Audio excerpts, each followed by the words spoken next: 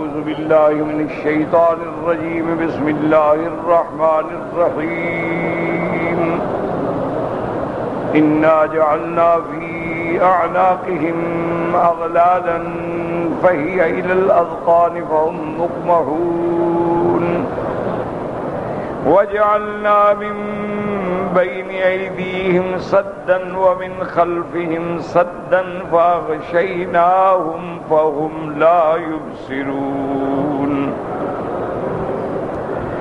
وسواء عليهم أأنذرتهم أم لم تنذرهم لا يؤمنون إنما تنذر من اتبع الذكر وخشي الرحمن بالغيب فبشره بمغفرة وأجر كريم إنا نحن نحيي الموتى ونكتب ما قدموا وآثارهم وكل شيء أحصيناه في إمام مبين. قال المؤلف والمفسر رحمه الله تعالى أدام النفع بعلومه وعلومكم في الدارين آمين إلى أن قال والقول الثاني أن المراد بذلك آثار خطاهم إلى الطاعة أو المعصية. قال ابن أبي نجيه وغيره أن مجاهد ما قدموا أعمالهم وآثارهم قال خطاهم بأرجلهم وقضى قال الحسن وقضى وآثارهم يعني خطاهم. وقال قتادة لو كان الله عز وجل مغفلا شيئا من شانك يا ابن آدم أغفل ما تغفر الرياح من هذه الآثار ولكن أحصى على ابن آدم أثره وعمله كله واتعصى هذا الأثر فيما هو من طاعة الله تعالى ومن معصيته. فمن استطاع منكم أن يكتب ذروي طاعة الله فليفعل. وقد وردت في هذا المعنى احادیث. اب اللہ تبارک و تعالیٰ کے قرآن مقدس کی اس آیت کو سمجھیں جو سورۃ یاسین کی آیت ہے. اللہ نے ارشاد فرمایا کہ انا نحن نحیی الموتى ونکتب ما قدموا وآثارهم وکل شیء احصیناہ فی امام مبین. اب اس میں دو باتیں ہیں سمجھنے والی.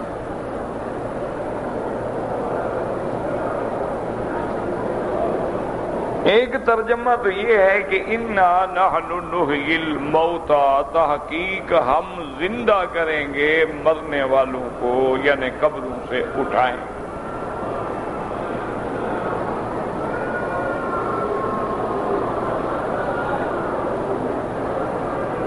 جیسے قرآن پاک نے کئی مقامات پہ فرمایا ہے والذی احیاکم ثم یمیتکم ثم یحییکم، جس نے تمہیں پیدا کیا وہی تمہیں موت دیں گے وہی تمہیں دوبارہ اٹھائیں. اسی طرح اللہ تبارک و تعالی نے فرمایا کہ منہا خلقناکم وفیہا نعیدکم ومنہا نخرجکم تارۃ اخری. اسی مٹی سے ہم نے تمہیں پیدا کیا ہے، اسی مٹی میں ہم تمہیں پھر دفن کریں گے، پھر اسی مٹی سے تمہیں دوبارہ کھڑا کریں گے.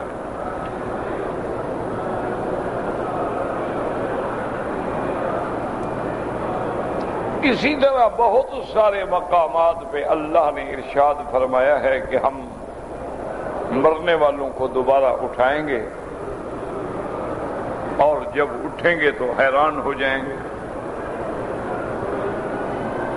قالوا من بعثنا من مرقدنا، کس نے ہمیں اٹھا دیا. هذا ما وعد الرحمن وصدق المرسلون، یہ وہی وعدہ تو ہے جو اللہ کا وعدہ ہے اور انبیاء نے آپ کو بتایا تھا، آپ لوگ بھول گئے.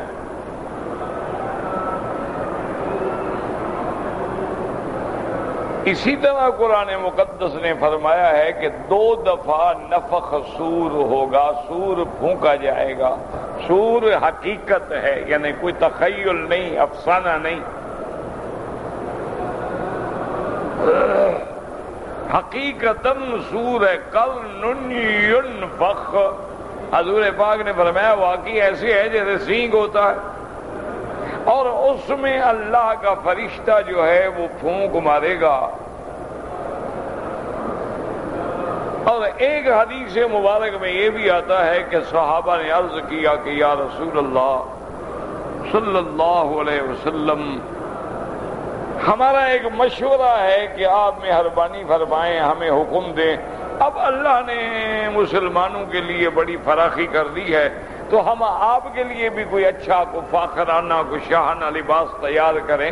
چلو عام طور پہ نہ پہنے، لیکن جب باہر کے لوگ ملنے آتے ہیں اس وقت تو پہن لیں۔ چونکہ حضور تو بڑا سادہ لباس پہنتے تھے، نیچے چادر مبارک تھی، اوپر کرتا تھا جو موٹی پنڈلیوں تک تھا، اور سر پہ ٹوپی مبارک، اس کے اوپر پگڑی مبارک، بالکل سادہ لباس ہوتا تھا حضور صلی اللہ علیہ وسلم۔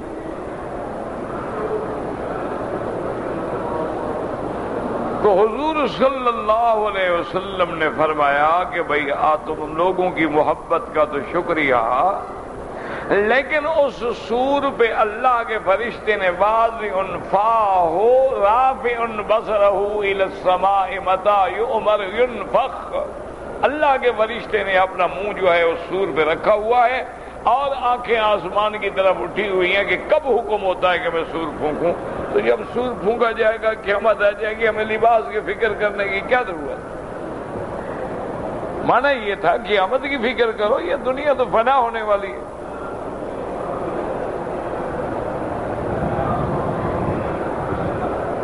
اسی کو اللہ نے قرآن پاک میں بھی فرما دیا وَنُفِخَ فِي الصُّورِ فَصَعِقَ مَن فِي السَّمَاوَاتِ وَمَن فِي الْأَرْضِ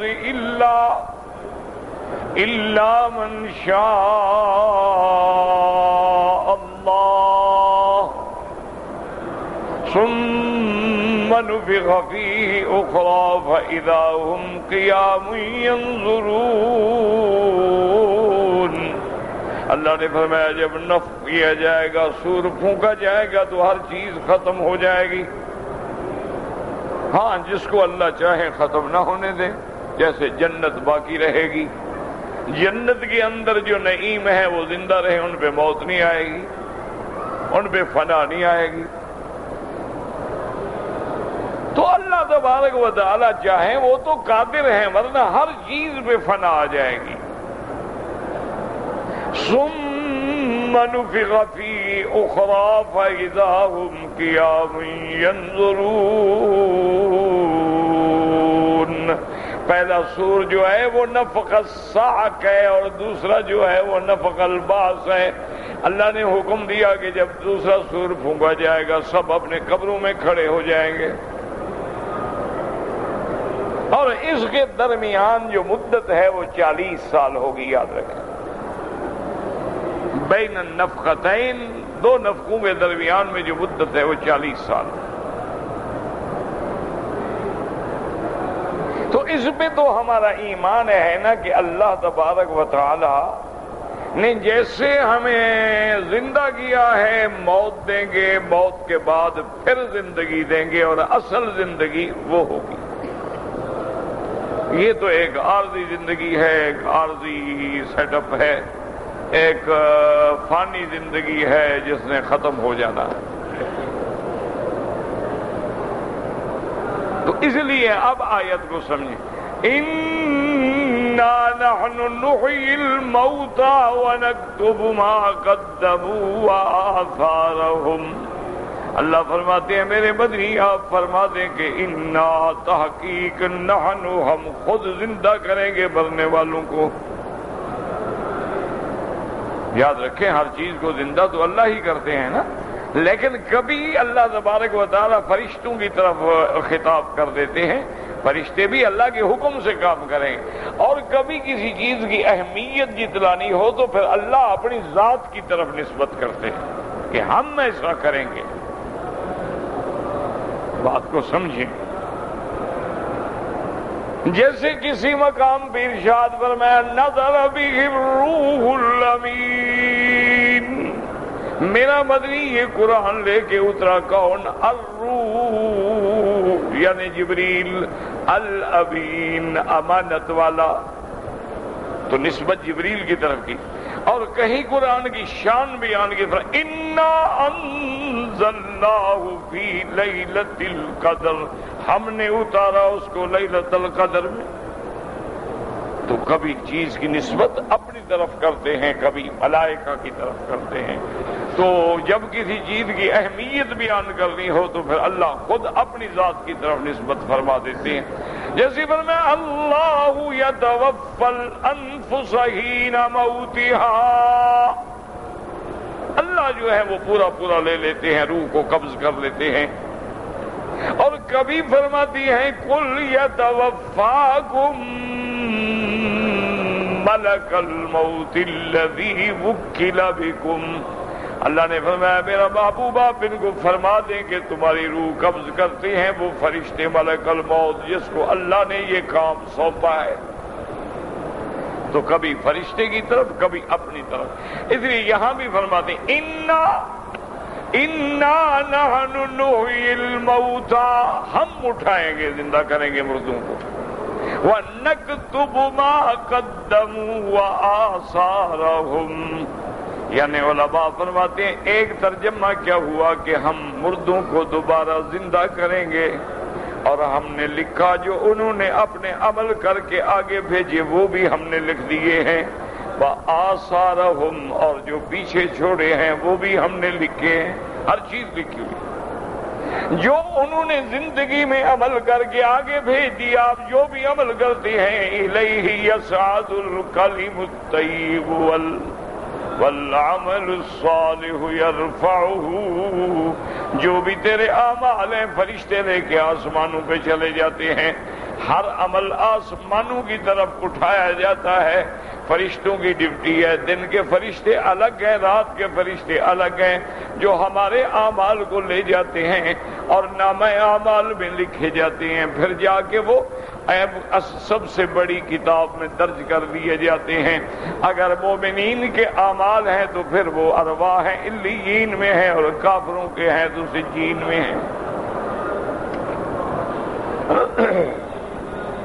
تو اس لیے علماء فرماتے ہیں کہ جو تم نے عمل کیا ہے اور اب قدم بھیج چکے ہو، آگے بھیج چکے ہو، وہ بھی ہم نے لکھ لیا۔ وآثارہم، اور جو تم نے پیچھے نشان چھوڑا، کیا مانا کہ تم نے کوئی مسجد بنا دی ہے، مدرسہ بنا دیا ہے، سرائے خانہ بنا دیا ہے، یتیم خانہ بنا دیا ہے، کوئی ہسپتال بنا دی ہے، کوئی کتاب لکھ دی ہے، کوئی قرآن خرید کر کے مسجدوں میں رکھ دیا ہے، تو جب تک ان پہ عمل ہوگا وہ بھی تیرے پیچھے ہے، اس کا بھی اللہ تمہیں اجر دیں گے، وہ بھی لکھا جائے۔ اب تم نے مسجد بنا دی، تم تو چلے گئے، لیکن مسجد میں قیامت تک جتنے نمازی نماز پڑھیں گے ان سب کا ثواب ملے گا۔ تم نے مسجد میں آ کے ماشاءاللہ تمہاری طاقت مسجد بنانا نہیں تھا، تم نے رنگ کرا دیا۔ تم نے مسجد میں آ کے ماشاءاللہ کارپیٹ اچھے بچھا دیے کہ لوگ آئیں اور خوشی سے اور سکون سے نماز پڑھیں۔ تم نے مسجد میں پنکھا لگوا دیا، کولر لگوا دیا، لوگ ذرا گرمی میں بچ جائیں اور آرام سکون سے نمازیں پڑھیں۔ تو جب تک وہ چیزوں کا فائدہ ہوتا رہے گا تیرے نامہ اعمال میں درج ہوتے جائیں گے۔ کتنا اللہ کا احسان ہے۔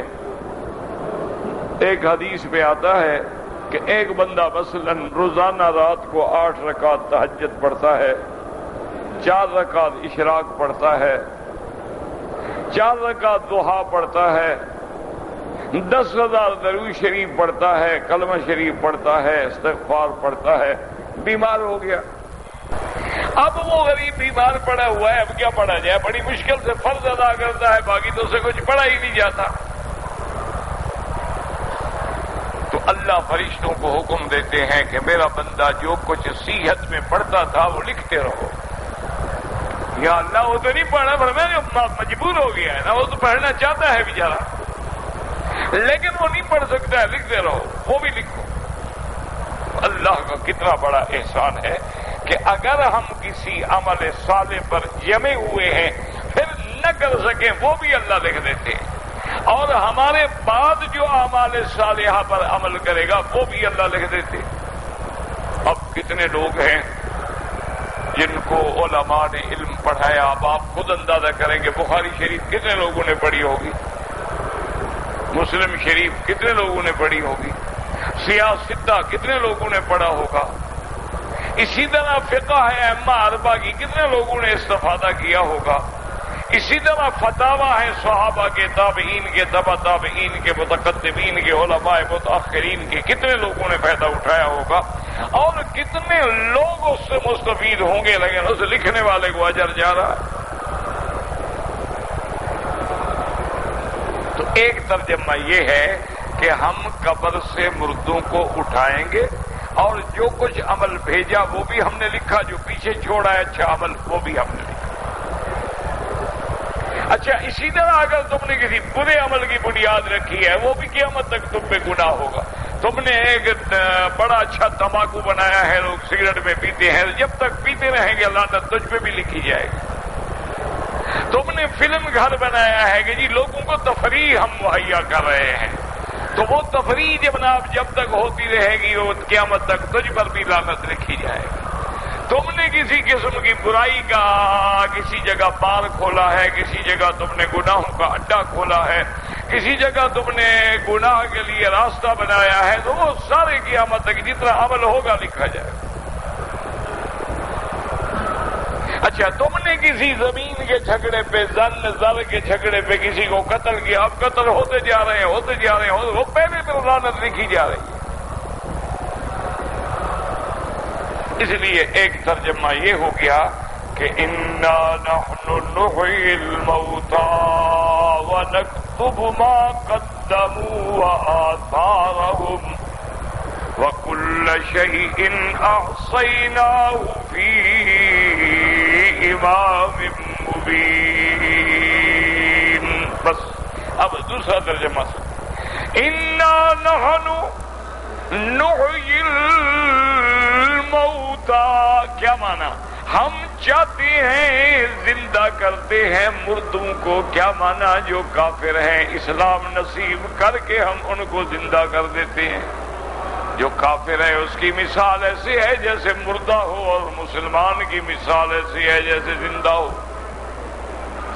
اومن کان میتا فَأَحْيَيْنَاهُ، اللہ فرماتی ہے کہ کیا ایک شخص مردہ ہے پھر ہم نے اس کو زندہ کیا، کیا ماننا؟ وہ کافر ہے، ہم نے ان کو اسلام نصیب کر دیا، اسلام سے وہ زندہ ہو گیا۔ کافر ہے لیکن ایسی ہے جیسے مردہ ہے، کیا مانا؟ کہ مرنے کے بعد جیسے کوئی عمل نفع نہیں دیتا، کلمہ پڑھنا نفع نہیں دیتا، مان لینا نفع نہیں دیتا ہے، اب قبر کے بعد مردہ ہو جانے کے بعد کوئی عمل نفع نہیں پہنچاتا ہے۔ اس کی حالت بھی ایسے ہے کہ اس کا بھی کوئی عمل جو ہے نفع نہیں پہنچاتا، لیکن مومن زندہ ہے، اس کے ہر عمل سے لوگوں کو نفع ملتا ہے، اس کی ہر حرکت سے، نماز سے، روزے سے، تبلیغ سے، دعوت سے، اٹھنے سے، بیٹھنے سے، امر بالمعروف سے، نہی عن المنکر سے ساری دنیا کو فائدہ ہو رہا ہے۔ تو مومن زندہ ہے اور کافر مردہ ہے، جیسے مومن نور میں ہے اور کافر اندھیرے میں ہے۔ اللہ ولی الذین آمنوا یخرجهم من الظلمات الی النور، اللہ تبارک و تعالی دوست ہیں ایمان والوں کے، ان کو اندھیروں سے نکالتے ہیں نور ایمان کی طرف۔ والذین کفروا اولیاء الطاغوت، اور جو کافر ہیں ان کے دوست جو ہیں شیطان ہیں، شیاطین ہیں۔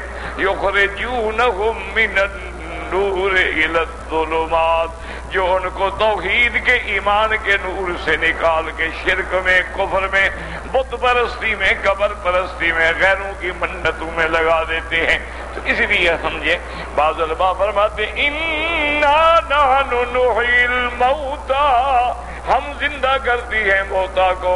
کیا معنی؟ کافر ہے ہم نے مسلمان کر دیا، ابو جہل کے گھر میں پیدا ہوا، ہم نے محمد کا غلام بنا دیا. حضرت اکرمہ بطل جلیل ہیں، اسلام کے صحابی ہیں، اور یہ ان بہادروں میں ہیں جن کا مقام حضرت خالد بن الولید کے بعد ہے.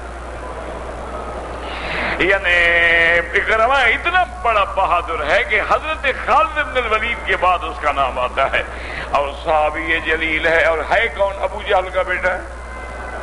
تو اب اللہ تعالیٰ اس لیے بعض علماء کہتے ہیں نا کہ یخرج الحی من المیت ویخرج المیت من الحی، کہ وہ ذات جو زندہ کو مردہ سے نکالتی ہے اور مردہ کو زندہ سے نکالتی ہے.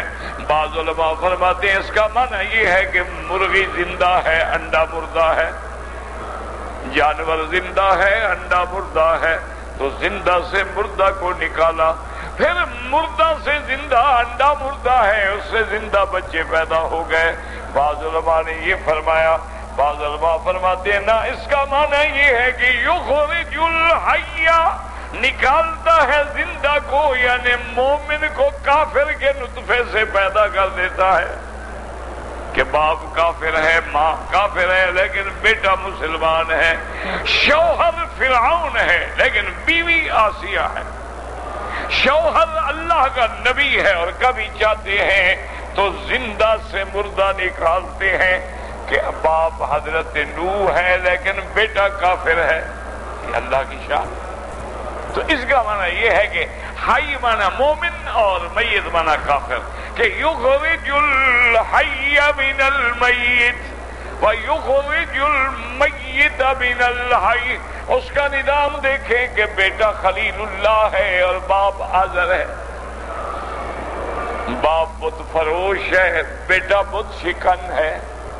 باپ بت بناتا ہے، بیٹا بت توڑتا ہے. باپ کفر کی طرف بلانے والا اور بیٹا توحید کے لیے آگ کے الاؤ میں جل جانے کے لیے تیار بیٹھا ہے. اس کی مرضی ہے، جو چاہے کر دے. اللہ تبارک و تعالیٰ کا نظام ہے نا. اس لیے آپ نے دیکھا نہیں، بڑے بڑے بزرگوں کی اولاد جاہل بن گئی اور بڑے بڑے جاہلوں کی اولاد عالم بن گئی. یہ اللہ کا نظام ہے. بڑے بڑے لوگوں کی اولاد جو ہے کبوتر اڑاتے زندگی گزر گئی، کسی کی فلموں میں گزر گئی، کسی کی منشیات میں گزر گئی، کسی کی جوئے میں گزر گئی. اور بعض جاہل اور گناہ گار قسم کے لوگ جو تھے ان کے بیٹے جو تھے عالم بن گئے. یہ اللہ کا نظام ہے. اللہ جو چاہے. کسی بزرگ کے بارے میں کہتے ہیں کہ ان کے جلسے میں ایک لڑکا آیا، ان کے پاس ملنے کے لیے آیا. خوبصورت نوجوان بچہ تھا، کالج میں پڑھتا تھا. کہ ملا تو اس بزرگ نے بڑی توجہ کی کہ نوجوان ذرا ٹھیک ہو جائے نا تو پھر وہ اصلاح کا ذریعہ بنتے ہیں نا. بوڑھے تو ماشاءاللہ پہلے قبر میں پاؤں لٹکا کے بیٹھے ہوتے ہیں، اور ویسے بھی ماشاءاللہ 360 چوہا کھا کے بلی حج پہ تو بعد میں آتی ہے نا. کوشش آدمی نوجوانوں میں کرے. یہ جو بوڑھے ہیں نا، بڑے تجربے کار ہوتے ہیں، ان سے احتیاط کیا کرو. ان کو ایسا نہ سمجھنا اینک 4 نمبر پہ لگ جائے، فلم ان کی ایک ناکہ نہیں ہوتی.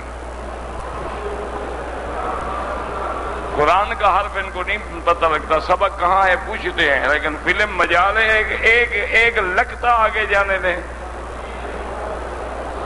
تو اسی لیے بزرگ کہتے ہیں نا کہ توبہ کردن در جوانی شیوائے پیغمبری. جوانی میں توبہ کرو تو مزہ ہے نا. بڑھاپے میں تو سب ٹھیک ہو جاتے ہیں. جب گھٹنے جواب دے گئے، لڑکیوں نے چاچا نانا دادا کہنا شروع کر دیا، اب کیا منہ کالا کرو گے؟ اب کیا کرو گے؟ خود ہی شرم آئے گی نا. بات تو یہ ہے کہ جوانی کے اندر ٹھیک ہو جاؤ. تو اس بزرگ نے بھی اس جوان کو زیادہ توجہ دی، بٹھایا اور عزت کی. تو چمگوئیاں شروع ہو گئیں. کسی نے کہا کہ دیکھو پتہ نہیں، ان کو پتہ بھی ہے حضرت کو، مولوی صاحب کو کہ نہیں ہے، یہ تو فلاں طوائف کا بیٹا ہے. انہوں نے کہا بڑی مشہور طوائف ہے شہر کی اور یہ تو اس کا بیٹا ہے، اور حضرت یہ ہے کہ اس کو اپنے ساتھ بٹھا رہے ہیں اور چارپائی پہ بٹھا رہے ہیں اور چائے پیش کر رہے ہیں، اور یہ کیا کر رہے ہیں؟ لوگ کیا کہیں گے ہمیں؟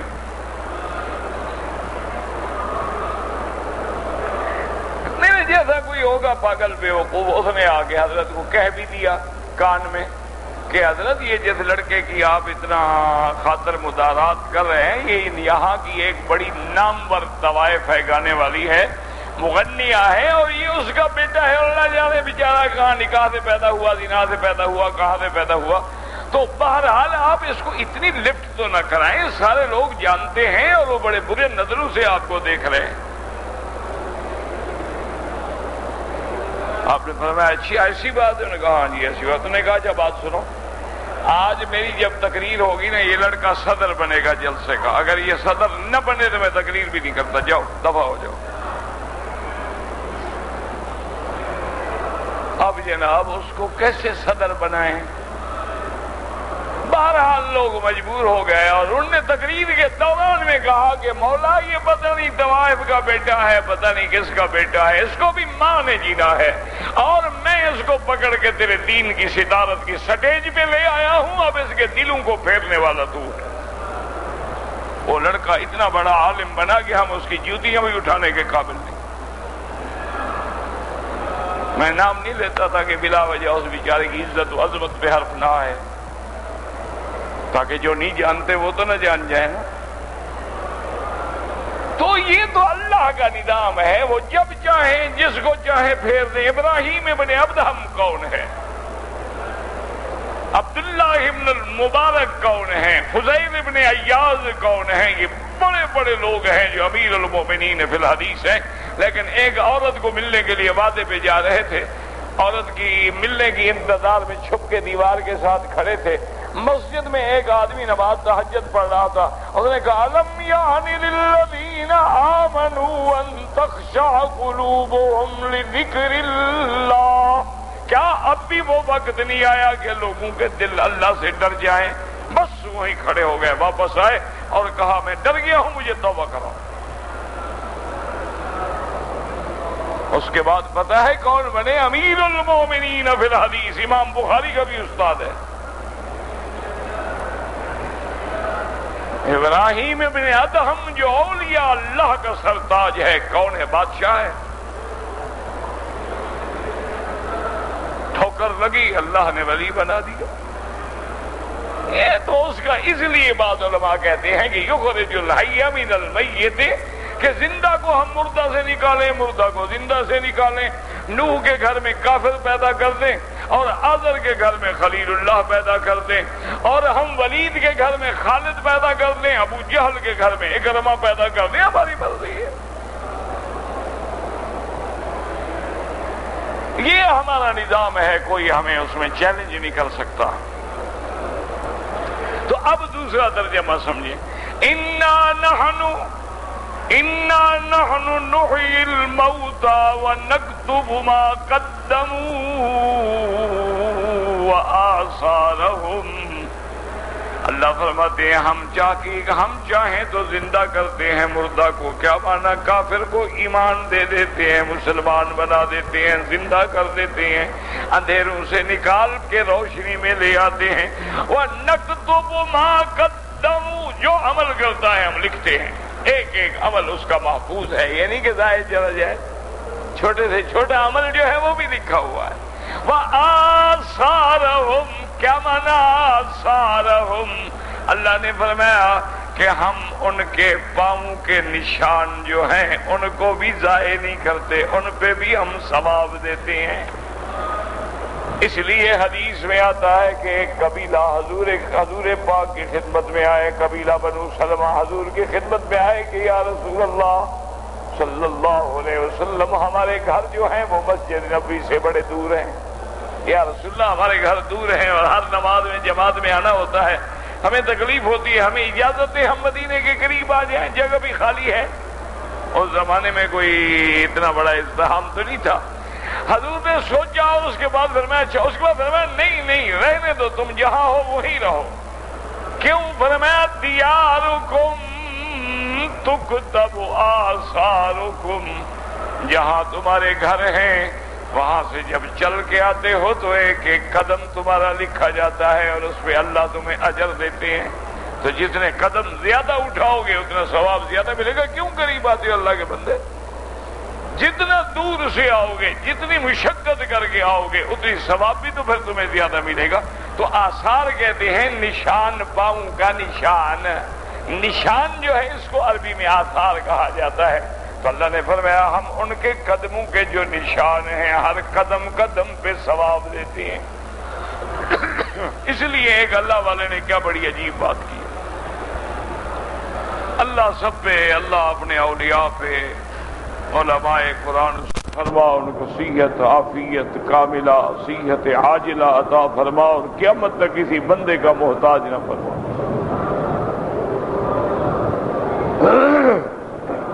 انہوں نے کہا کہ بندے، انہوں نے کہا غور کرو کہ اگر اللہ نعوذ باللہ غافل ہوتے، یعنی چلو پرواہ نہ کی، تو یہ جو تیرے پاؤں کے قدم ہیں زمین پہ رکھتے ہو ہوا مٹا دیتی ہے، اللہ تو ان کو بھی نہیں مٹنے دیتے، لکھ لیتے ہیں. تو جو تیرے قدموں کے نشان یعنی جو مٹ جانے والے نشان ہیں، ہوا چلی نشان ختم ہو گئے، لیکن اللہ فرماتے ہم نے وہ بھی تیرے لیے لکھ رکھے ہیں کہ تم نے کتنے قدم اٹھا کے طواف کیا، تم نے کتنے قدم اٹھا کے مسجد میں جا کے جماعت کے ساتھ نماز پڑھی ہے. تو جو مولا تیرے ان مٹنے والے نشانوں سے غافل نہیں ہے وہ تیرے باقی اعمال سے کیسے غافل ہوگا؟ مانے یہ ہے کہ اس کے سامنے ہر چیز ہے. اسی لیے قرآن دوسری جگہ کے فَلَا يَحْسَبَنَّ اللَّهَ غَافِلًا عَمَّا يَعْمَلُ الظَّالِمُونَ. اللہ فرماتا ہے کافرو یہ گمان نہ کرو کہ تمہارے ظلم سے اللہ غافل ہے. تم اسلام کو مٹا رہے ہو، مسلمانوں کو قتل کر رہے ہو، مسلمانوں کے خون سے ہولی کھیل رہے ہو، تم اللہ کے قرآن کی توہین کر رہے ہو، محمد مدنی کی توہین کر رہے ہو، کبھی فلمیں بناتے ہو، کبھی کارٹون بناتے ہو، کبھی ڈرامے بناتے ہو، کبھی ویب سائٹ پہ آ کے تم اپنی گندی اور خبیث حرکتیں اجاگر کرتے ہو. کیا سمجھتے ہو اللہ غافل ہے؟ نہ، اللہ سب جانتے ہیں، اللہ سب جانتے ہیں، لیکن مہلت کیوں دی ہے؟ فرمایا انما یؤخرہم لیوم، انما یؤخرہم لیوم تشخص فیہ الابصار. اللہ فرماتا ہے بدبختو میں نے تو تم کو چھوڑ دی ہے، مہلت دی ہے، کر لو کتنی گستاخی کر سکتے ہو. اس دن کا انتظار کرو جس دن آنکھیں پھٹی رہ جائیں گی، پھر ہم ایک ایک حرکت کا بدلہ لیں گے. اللہ یہ نہیں کہ اللہ تمہیں چھوڑ دیں گے، یہ نہ تصور کرو. اور خاص طور پہ یاد رکھیں اللہ تبارک و تعالی گستاخ نبی سے تو ہر حال میں بدلہ لیتے ہیں. یہ اللہ کا وعدہ ہے اِنَّا كَفَيْنَاكَ الْمُسْتَهْزِئِينَ الَّذِينَ يَجْعَلُونَ مَعَ اللَّهِ إِلَٰهًا آخَرَ فَسَوْفَ يَعْلَمُونَ. اللہ نے فرمایا میرا بدری میں کافی ہوں تیرے ساتھ استہزاء کرنے والوں سے. جو تیرا استہزاء کر رہے ہیں میں قادر ہوں، میں جب چاہوں ان کو پکڑ لوں، اور جب میں پکڑوں میری پکڑ سے کوئی بچ نہیں سکتا. تاریخ اٹھا کے دیکھ لیں کہ جس نے گستاخی کی محمد مصطفیٰ کی، اللہ نے دنیا میں بھی ذلیل کیا اور آخرت میں بھی ذلیل کیا. ان پر اللہ نے دنیا میں بھی قہر ڈالا ہے اور آخرت میں بھی قہر ڈالا ہے. یہ نہ سمجھیں کہ یہ جو کچھ ہو رہا ہے یعنی اللہ کو پتہ نہیں. اچھا ہم کچھ نہ کریں ہم محروم ہو جائیں گے، ہم کچھ کریں گے تو حضور کے محبت والوں میں لکھے جائیں گے. بس کچھ نہیں کر سکتے ہیں. یہ تو کر سکتے ہیں نا کہ دشمن کے دکان سے سودا نہ لو، یہ تو کر سکتے ہو نا. یہ تو کوئی پھانسی نہیں لگی ہوئی نا، کوئی تمہیں جبر تو نہیں کرتا نا کہ ہر حال میں تم نے یہی چیز خریدنی ہے اور یہی مکھن خریدنا ہے اور یہی ڈیری خریدنی ہے اور یہی بسکٹ خریدنے ہیں، کم از کم گستاخ جو ہیں ان کی بنائی ہوئی چیزوں سے تو نفرت کرنا سیکھ جاؤ۔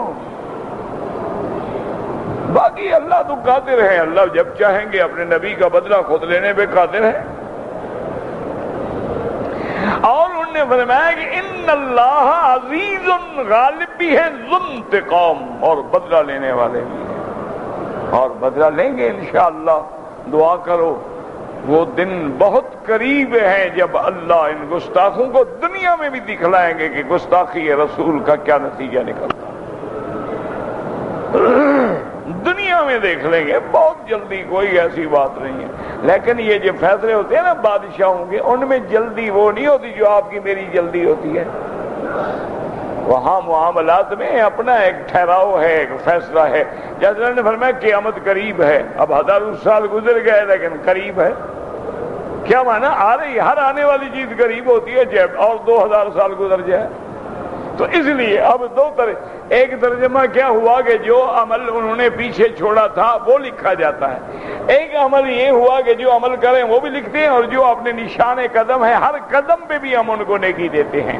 تو اب دو قول ہو گئے، اس لیے مفسر رحمت اللہ علیہ فرماتے ہیں، اور دونوں اقوال کے لیے احادیث مبارک جو ہیں موجود ہیں کہ خطاہم الی الطاعۃ او المعصیۃ، اگر بھلائی کے لیے چل رہے ہو اس بھی قدم پہ ثواب ملے گا، گناہ کے لیے چل رہے ہو عذاب ملے گا۔ اس لیے فرماتے ہیں حضرت مجاہد ما قدموا یعنی اعمالہم وآثارہم قال خطاہم بارجلہم، آثارہم کا معنی جو چپاؤں سے چل کے نشان چھوڑے ہیں وہ لکھے جا رہے ہیں۔ وقضا قال حسن وقتادہ آثارہم یعنی خطاہم، وقال قتادہ، حضرت قتادہ فرماتے ہیں لو کان اللہ عز وجل مغفلا شیئا من شان ابن آدم، اگر اللہ تبارک و تعالیٰ کسی چیز کو چھوڑنا چاہتے ابن آدم تو تمہارے پاؤں کے نشان جو ہیں ان کو چھوڑ دیتے، کہ جب تم پاؤں رکھتے ہو نشان بنتا ہے، ہوائیں مٹا دیتی ہیں، لیکن اللہ نے تیرے ان نشانوں کو بھی محفوظ رکھا ہے، لکھا ہوا ہے۔ اگر خیر کی طرف بڑھے ہیں تو اجر ملے گا، شر کی طرف بڑھے ہیں تو اس پہ سزا ملے گی۔ ولیکن احصى علی ابن آدم اثرہ عملہ کلہ والتعاصى هذا الاثر فيما هو من طاعة الله او من معصیته فمن استطاع منکم، حضرت قتادہ فرماتے ہیں جو شخص چاہے کوشش کرے کہ اس کے قدم طاعت میں لکھے جائیں، معصیت میں نہ لکھے جائیں۔ پہلی حدیث جو اس پہ دلالت کرتی ہے، قال الامام احمد حدثنا عبد الصمد قال حدثنا ابی قال حدثنا الجریری عن ابی نضرۃ عن جابر بن عبد اللہ رضی اللہ عنہما قال خلت البكاء حول المسجد فأراد بنو سلمہ ان ينتقلوا قرب المسجد بلغ ذلك رسول اللہ صلی اللہ علیہ وسلم۔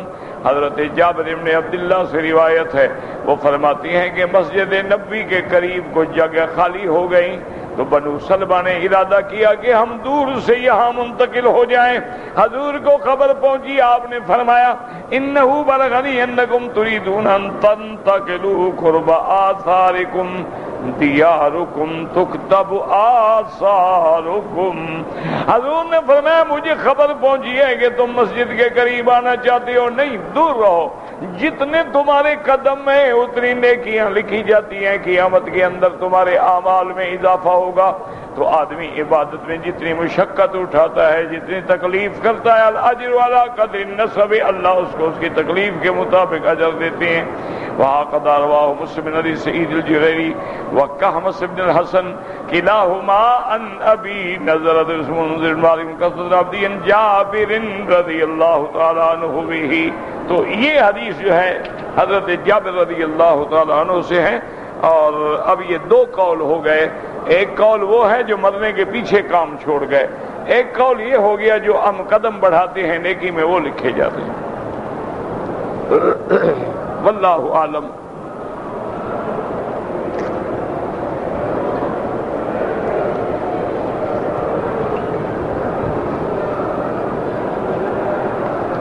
میرے دو بیبیاں عمرے کے لیے آئیں، دو دفعہ میں بال نہیں کٹوائے، تیسرے عمرے میں بال کٹوائے، میرا بھائی بات یاد رکھیں کہ جب آدمی عمرہ کرتا ہے اچھی طرح سمجھو مسئلوں کو، دماغ میں بھی رکھا کرو۔ آدمی طواف کر لے، صفا مروہ دوڑ لے، لیکن جب تک بال نہ کٹوائے وہ احرام میں ہے، چاہے کپڑے بدل لے لیکن وہ احرام میں۔ اب تمہاری بیویاں آ گئیں، 2 عمرے کیے، دونوں میں بال نہیں کٹوائے، اس کے بعد میاں بیوی بھی اگر ملتے رہے تو وہ تو عمرے میں آپ مل رہے ہیں، ابھی تو وہ عمرے سے باہر ہی نہیں نکلی۔ تیسرے عمرے میں جا کے تم نے بال کٹوائے ہیں، تو بہرحال پہلے جو غلطی کی ہے اس کی ایک ایک بکری بطور دم دیں۔ اور دم کا معنی یہ ہوتا ہے کہ مکہ مکرمہ حدود حرم میں جا کر کسی بھی منڈی میں بکرا بکری دمبا جو بھی ملے وہ لے کے ذبح کر کے فقراء مکے کے رہنے والے غریبوں کو دے دو، تقسیم کر دو، وہ کھا لیں اور استغفار کرو اور آئندہ احتیاط کرو۔ یہ سارے مسئلے عمرہ پہ جانے سے پہلے یاد کیا کرو، یہ نہیں کہ غلطی کر کے یاد کرو۔ اب چھوٹی سی کتابیں ہیں 4 ورقے کی، اردو ہے، انگریزی ہے، عربی ہے، فرانسیسی ہے، عمرے پہ آنے سے پہلے 2 دفعہ 3 دفعہ پڑھ لو گے عمرہ کیا ہے، نیت کیا ہے، احرام کیا ہے، طواف کیا ہے، رمل کیا ہے، التباء کیا ہے، سعی کیا ہے، قصر کیا ہے، حلق کیا ہے، 2 دفعہ پڑھو گے بس مسئلے سمجھ آ گئے۔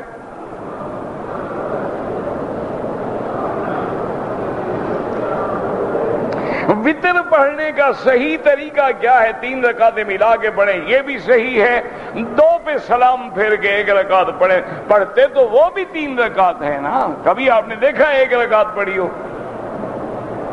اس سے پہلے 2 رکعت ہیں، لیکن سلام پھیر کے وہ فاصلہ کرتے ہیں، اور احناف فاصلہ نہیں کرتے، پڑھتے تو 3، وہ بھی 3 رکعتیں، وہ بھی 3 رکعتیں، کوئی مسئلہ نہیں، دونوں صحیح ہیں، کوئی حرج نہیں، دونوں حدیث میں موجود ہیں، کوئی جھگڑا ہی نہیں۔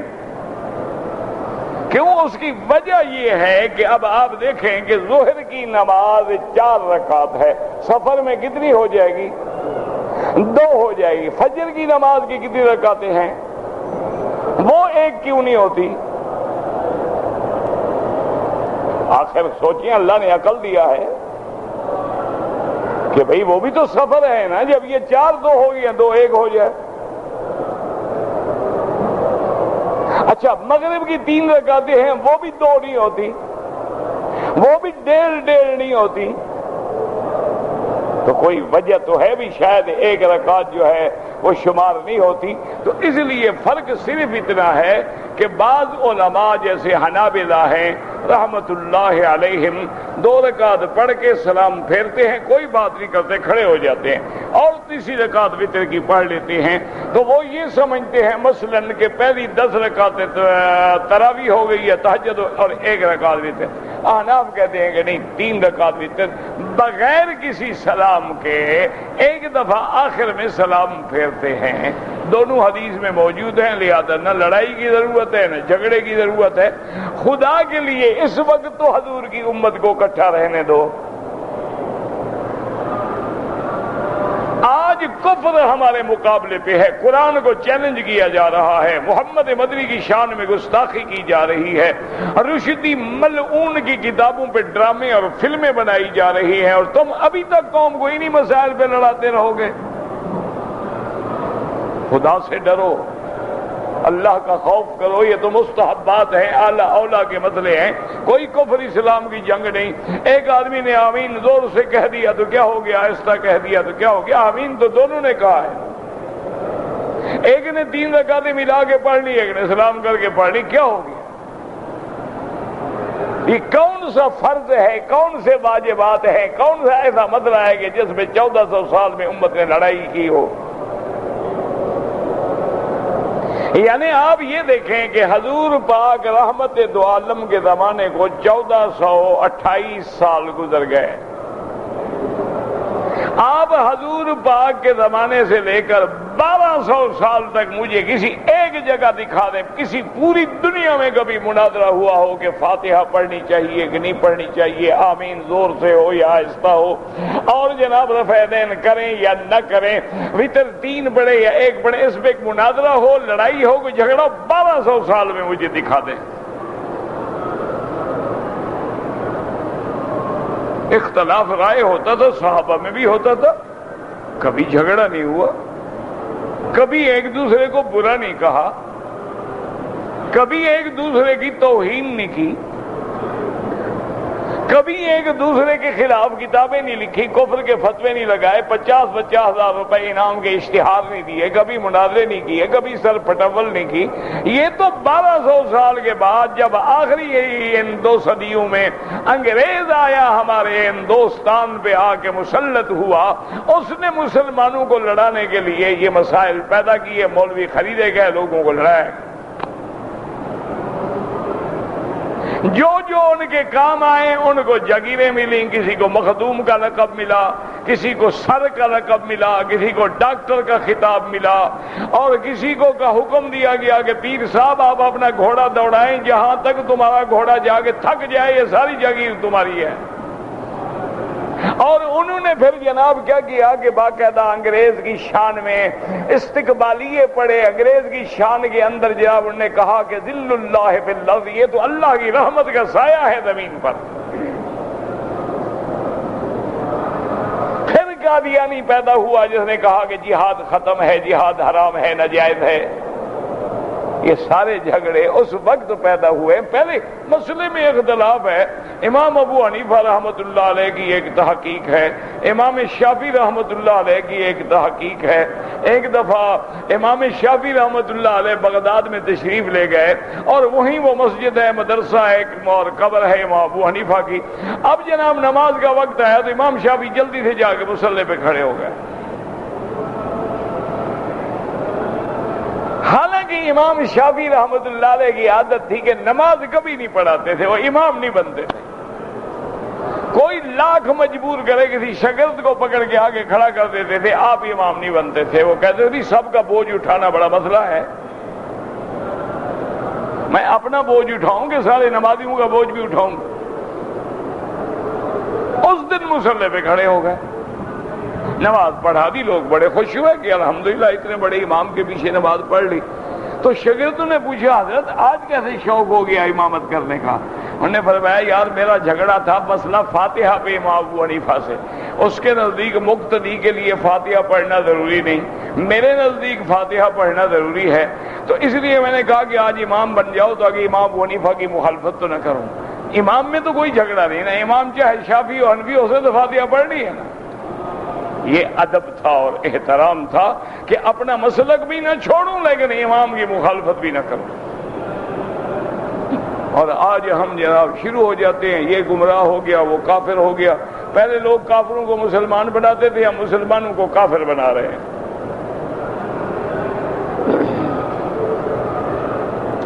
داڑھی کو آدمی سیٹ کروائے جائز ہے۔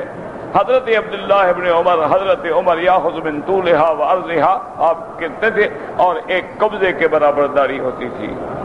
ہمارے ہاں جنازہ اونچی آواز، اچھا ایمان سے کہیں 1200 سال میں آپ نے جنازہ کبھی اونچی آواز میں سنا تھا؟ اچھا 1200 سال کو بھی چھوڑو، آج سے 50 سال پہلے۔ اچھا اب جو لوگ اونچی آواز میں جنازہ پڑھا رہے ہیں، ان کے ماں باپ دادے جو مر گئے ہیں ان کو اونچی آواز میں پڑھا کے دفن کیا گیا یا نیچی آواز میں پڑھایا گیا؟ یہ ہے کہ ایک نیا مسئلہ پیدا کرو، لڑائی ہو دنیا میں۔ ایک تحقیق کرو جی، آج ہمیں سنت معلوم ہوئی ہے ماشاءاللہ، یعنی آج تک سارے علماء جاہل تھے۔ انا للہ و انا الیہ راجعون۔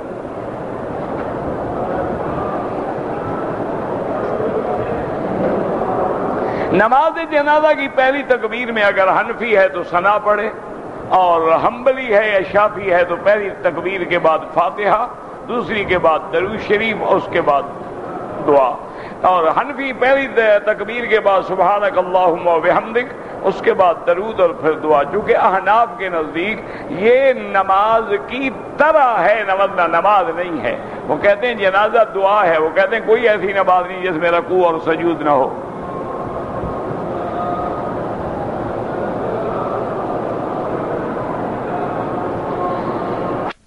آپ اگر جنازہ آ جائے پڑھ لو، نہ بھی پڑھو گناہ گار نہیں، چونکہ فرض کفایہ ہے، کسی نے پڑھ لیا کافی ہے۔ اگر کوئی بندہ فوت ہو گیا اس کے لیے عمرہ کریں، بالکل کریں، اللہ ثواب دیں گے انشاءاللہ۔ اذان سے پہلے جو صلاۃ و سلام پڑھتے ہیں وہ خالص بدعت ہے۔ سنت یہ ہے کہ جب اذان ہو اسی طرح تم کہو جیسے مؤذن کہتے ہیں اللہ اکبر، تم بھی کہو اللہ اکبر، اور جب اذان ختم ہو جائے درود شریف پڑھو۔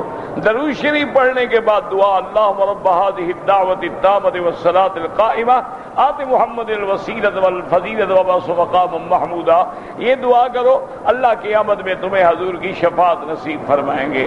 باقی یہ ہمارے ہاں جو رواج بن گیا صلاۃ و سلام پڑھو، بعض صلاۃ و سلام پڑھتے ہیں، بعض درود تاج پڑھتے ہیں، اچھا بعد کو نہ آئے تو کیسٹ لگا دیتے ہیں کہ چلو کچھ نہ ہو تو وہاں بھی تو چڑھے گا نا۔ مقصد تو لڑانا ہے نا قوم کو، کوئی حضور سے محبت تھوڑی ہے۔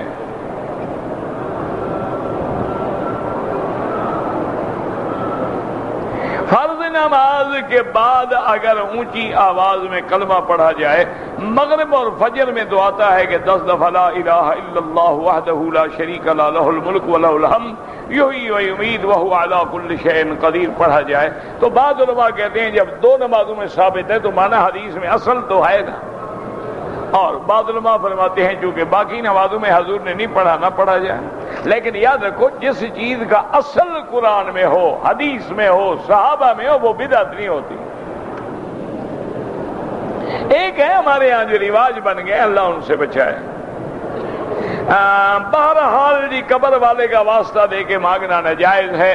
اگر جائز ہوتا تو حضور حضرت ابراہیم کا واسطہ نہ دیتے کعبۃ اللہ میں، لیکن آپ نے جو دعا مانگی وہ کیا تھی؟ ربنا آتنا فی الدنیا حسنۃ وفی الآخرۃ حسنۃ وقنا عذاب النار۔ اور جب صفا پہ گئے تو فرمایا لا الہ الا اللہ وحدہ نصر عبدہ اعز جندہ ہزم الاحزاب وحدہ لا شیء قبلہ ولا شیء بعدہ لا الہ الا اللہ وحدہ لا شریک لہ۔ اور فرمایا رب اغفر وارحم واعف وتکرم وتجاوز ما تعلم انک تعلم ما لا نعلم۔ تو حضور پاک نے تو کسی کا واسطہ نہیں دیا، تو کیا اللہ کے جو پیغمبر پہلے گزرے ہیں وہ تیرے پیروں سے بھی ان کا درجہ کم تھا؟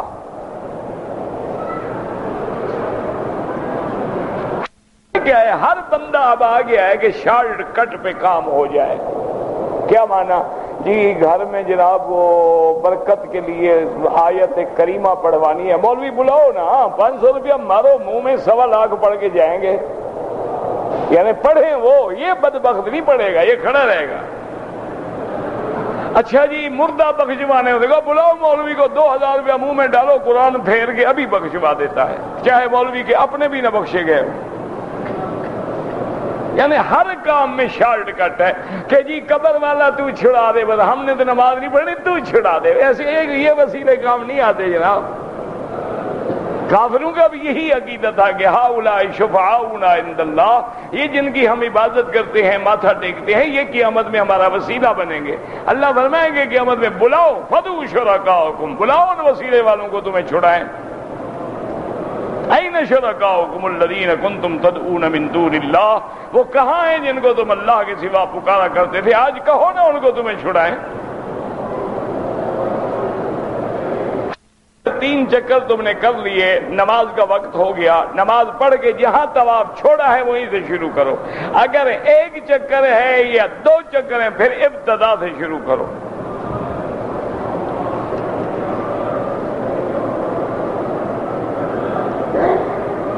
میرا آنا عصر کے بعد طواف کرو تو حنفی حضرات کے نزدیک 2 رکعت مغرب کے بعد پڑھو، باقی ائمہ کے نزدیک حرم میں جائز ہے۔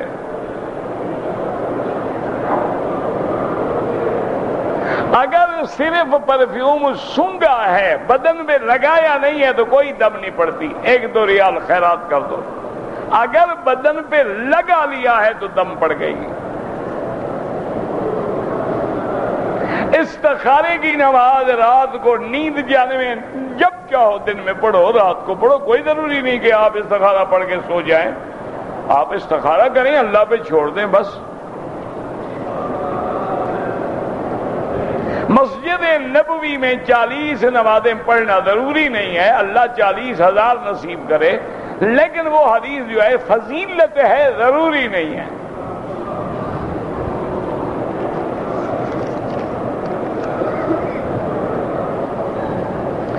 عورت مرد امام کے پیچھے نماز پڑھ سکتی ہے، تو اور کیا، عورت کے پیچھے پڑھے گی، اس کے لیے الگ مسجد میں جماعت ہوگی۔ عورتیں ہمیشہ مردوں کے پیچھے پڑتی ہیں، ابھی کیا جھگڑا ہو گیا تمہارا؟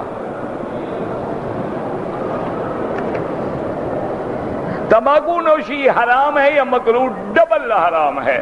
ایک تو تمباکو ہونے کی وجہ سے حرام ہے، ایک اپنے پیسے جلانے کی وجہ سے حرام ہے، ایک بدبو پھیلانے کی وجہ سے حرام ہے، ایک کینسر کی بیماریاں پیدا کرنے کی وجہ سے حرام ہے۔ یہ تو کئی حرام اس میں اکٹھے ہو گئے۔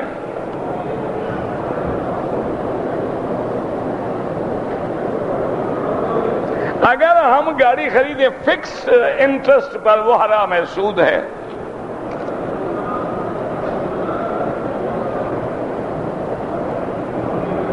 اگر بہرحال بیوی ایام حیض کی حالت میں آئی ہے اور عمرہ نہیں کیا ہے، یا اسی حالت میں عمرہ کر لیا، دم ادا کرے۔ نہیں کیا ہے تو پاک ہو کے مسجد عائشہ سے احرام باندھ کے عمرہ بھی کرے اور ایک بکری دم بھی ادا کرے۔ ربنا تقبل منا انك انت السميع العليم وتب علينا انك انت التواب الرحيم صلى الله تعالى على خير خلقه سيدنا محمد وعلى اله واصحابه اجمعين اللهم صل على سيدنا محمد وعلى ال سيدنا محمد وبارك وسلم اللهم انا نعوذ بك من جهد البلاء ودرك الشقاء وسوء القضاء وشماتة وفقنا لباطل صلى الله تعالى على خير خلقه سيدنا محمد وآله